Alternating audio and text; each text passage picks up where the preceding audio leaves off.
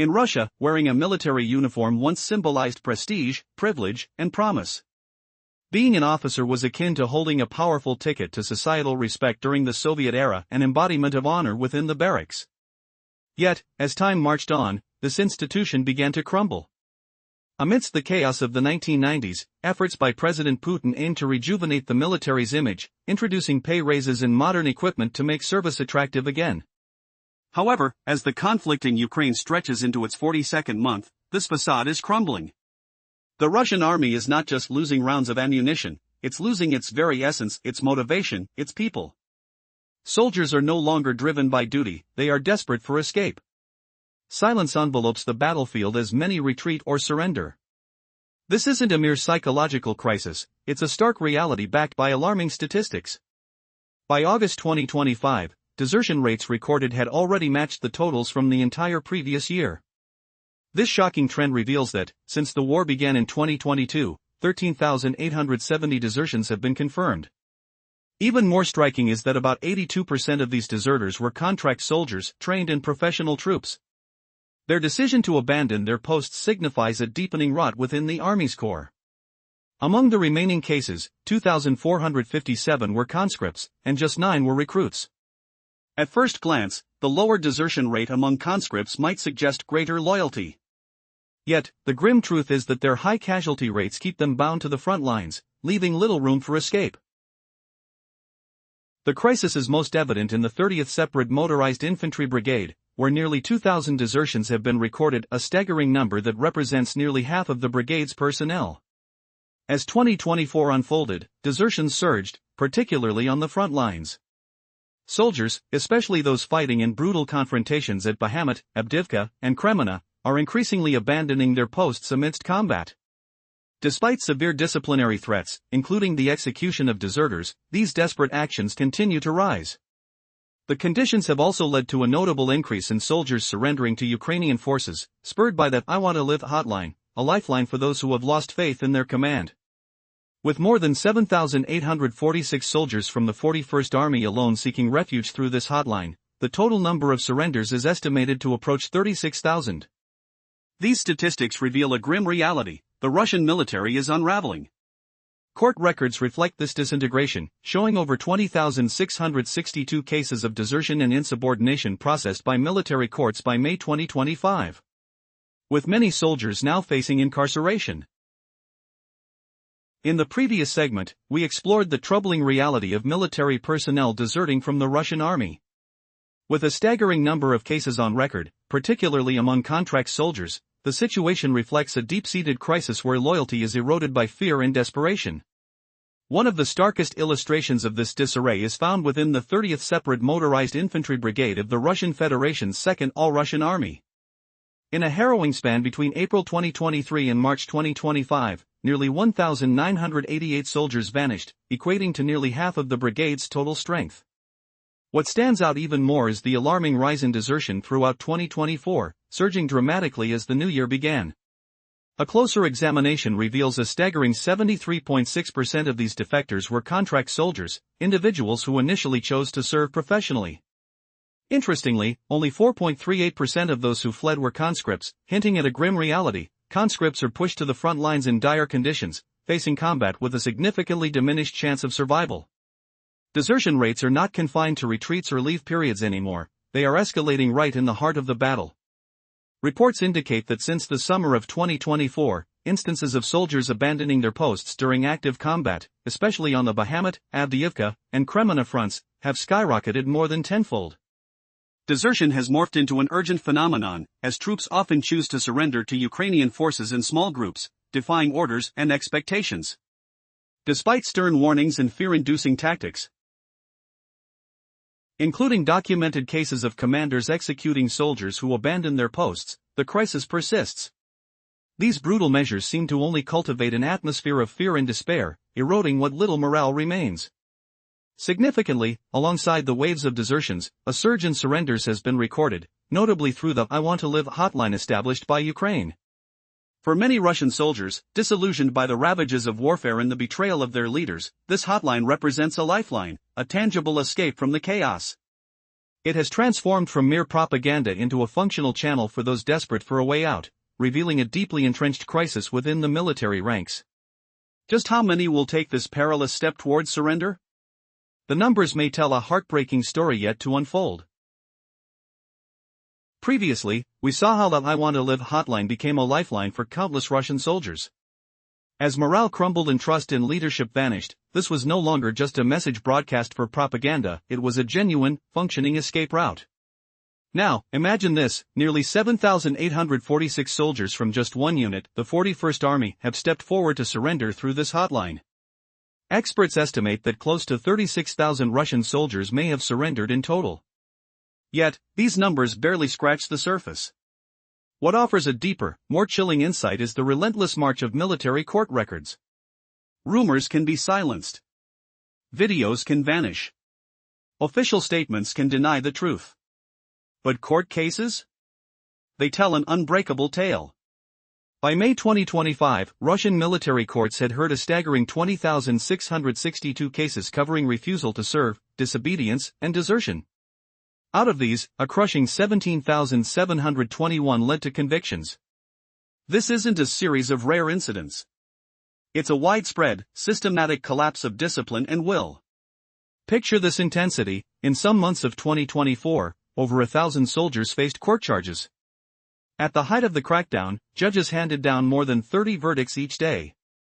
That amounts to the sentencing of an entire battalion every week, and a brigade each month. The system's message was brutally clear: desertion and surrender would be crushed. To enforce this, in September 2022, a new law carved voluntary surrender into the criminal code, carrying penalties from 3 to 10 years behind bars. It was a stark warning: surrender was outlawed. Soldiers were ordered to fight or face imprisonment. But reality on the ground ignored these decrees. Tales of surrender continued to grow, vivid and undeniable. In April 2025, authorities handed down the first extraordinary sentence under this law: a soldier caught surrendering received 15 years in prison. Yet, despite bans, threats, and propaganda campaigns, the surrender hotline kept running non-stop, 24 hours a day, 7 days a week. The system tried to stop the tide, but the river of defeated souls flooding out of the ranks refused to be dammed. What happens when fear, punishment, and desperation collide? When even the threat of harsh prison terms cannot stop soldiers from dropping their weapons? The answer lies just beyond this grim crossroads, as the cracks within the Russian army deepen into fractures that may soon tear it apart entirely. Will this unstoppable wave of desertions and surrenders be the final blow to a fading empire? The story is far from over. The silence on the front lines conceals answers no one wants to hear, and the next chapter will reveal horrors no one dares to imagine. In April 2025, a significant shift occurred when a soldier received a staggering 15-year prison sentence for voluntarily surrendering. This harsh punishment didn't deter the ongoing operation of the I Want to Live surrender hotline, which remains active around the clock. Despite strict regulations and ruthless propaganda, the hotline has become a beacon for despairing soldiers seeking escape from the battlefield. By the end of its first operational year, the hotline documented over 210 voluntary surrenders. As time progressed, that number climbed to 260 by mid-2024 and exceeded 300 by June of that same year. It's crucial to note that these figures don't represent the full scope of soldiers seeking to leave combat, as they only account for those who surrendered through the hotline. Many soldiers raising their hands during intense fighting or contacting the enemy for refuge did not make it into the official statistics. Now, imagine the stark contrast on the other side of this harrowing narrative. There lies a silent graveyard, thousands of soldiers unaccounted for, whose families may not receive confirmation of their fates for months. This chilling reality was brought to light by an independent investigation involving the BBC Russian service and other organizations, revealing that at least 128,115 Russian soldiers have been confirmed dead since the invasion began in February 2022. This figure is merely scratching the surface of a much larger tragedy.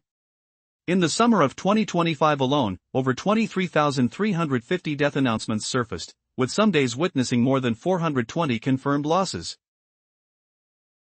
This alarming rate tripled the average daily death toll reported in 2024, an indication that the grim situation is worsening as the conflict drags on. Casualty figures were meticulously verified through various sources, including obituaries, local media, social media disclosures, and first-hand accounts from grief-stricken families. The chaos and despair on the battlefield paint a haunting portrait of a military unraveling under the weight of its losses. Each dead soldier is not just a statistic but a name, buried under the soil of lost hopes and dreams. The sobering truth of these numbers goes far beyond what official reports communicate. As the war continues to rage, the human toll grows heavier, pressing down on the collective conscience of a nation in turmoil. Are these merely numbers, or do they represent the silent cries of families shattered by loss? The true casualties may be far more than what the Kremlin acknowledges, as countless families remain in the dark, navigating an unresponsive bureaucratic system, desperate for answers about their loved ones. In the midst of a war that has dragged on for years, the human cost for Russia has reached staggering heights, revealing not only the scale of loss but also the profound implications of its military strategy. Disturbingly, as the conflict continues, the announced death toll has tripled compared to previous years, raising alarm bells about the true extent of casualties. Families are left in the dark, grappling with bureaucratic hurdles that prevent timely notifications, leading to an undercount that many believe could push actual fatalities close to 220,000 by mid-2025. This figure encompasses not just soldiers from the front lines but also those whose deaths have gone unnoticed due to systemic neglect. A striking revelation shows that about 14% of the deceased were prisoners sent to fight, while 29% had enlisted voluntarily after the war began. The grim reality is that many death announcements fail to disclose soldiers' statuses, hinting at a crisis much deeper than the numbers suggest. The surge in volunteer enlistment speaks volumes about the military's dire need for manpower, transforming the landscape of the armed forces. As the governmental narrative remains shrouded in silence, independent assessments reveal that, by September 5, 2025, the total military losses may have reached nearly 186,220. This staggering statistic echoes through the halls of power, where each fallen soldier becomes a ghost in the Kremlin's carefully curated narrative. How can a nation reconcile the myth of invincibility with the harsh reality of its casualties? The disconnect between official silence and the lived experiences of families mourning their losses creates a painful irony. As the war drags on, the echoes of gunfire are drowned out by the silence of the fallen, their stories lost beneath a bureaucratic veil. The data may be cold, but the reality is visceral. Every name that goes unrecognized, every family that waits in anguish for answers, speaks to a deeper tragedy, a tragedy that reflects the inequalities and the human cost of a conflict that seems to stretch endlessly into the horizon. The faces behind the statistics tell a story of sacrifice and despair, illuminating the chasm between the Kremlin's proclamations and the stark truth on the ground. As the war continues, one must ask, what will it take for the echoes of those lost to finally be heard? In a gripping twist of fate, Russia's military losses in the ongoing war have surged to a staggering 186,220 by 2025. This heartbreaking figure is backed by Western intelligence assessments. Each lost soldier morphs into a ghost, a silent victim of the Kremlin's concealed narrative. But what chains bind these young men to a future marred by violence and despair? The death toll reveals not just numbers, but profound societal rifts intricately woven into Russia's fabric. The human cost, illuminated by haunting statistics, isn't just a tragedy of scale, it's a poignant portrayal of a nation's inequality. Enlisting in the military might seem like a beacon of hope for many in impoverished regions, yet the battlefield becomes a site of sacrifice for the underrepresented. Ethnic minorities, while constituting less than 20% of Russia's populace, bear a significant burden in the fighting. For instance, Buryatia represents a mere 0.3% of the population yet accounts for around 2% of military fatalities, 7 times its population share. The regions of Tuva and Dagestan, along with various segments of Siberia, reflect this grim reality with alarmingly high casualty rates. Meanwhile, affluent areas like Moscow and St. Petersburg enjoy markedly lower death tolls in comparison, underscoring a stark imbalance. It's a grim revelation: Russia sends its less fortunate to the front lines, masked by economic desperation. Volunteers, lured by military contracts, face a Faustian bargain where financial incentives overshadow the grim reaper lurking nearby. Enlistment bonuses can reach 400,000 rubles. And monthly salaries may soar up to 204,000 rubles, a fortune compared to the meager average income of about 35,000 rubles in these regions. The allure of financial stability drives young men from places like Buryatia, craving a lifeline from poverty, yet finding themselves thrust into the jaws of a devastating conflict. How long can this charade continue? As military officers chase glory amid escalating losses, the very essence of what it means to serve is unraveling before our eyes. What sacrifices must be made, and at what cost, as the truth of the war becomes ever more apparent? The next chapter holds as much uncertainty as it does revelation. In a stark reflection of the ongoing conflict, young men in regions like Siberia, the Far East, and the North Caucasus find themselves drawn to military service by the promise of substantial salaries. With salaries potentially reaching 204,000 rubles, the allure is irresistible, considering the average monthly income of just 35,000 rubles in these areas. A seemingly golden opportunity masks a darker reality, a recruitment strategy that exposes them to the highest risks of combat. What lies beyond this facade of employment? Often, the battlefield awaits, where not only injury but death looms.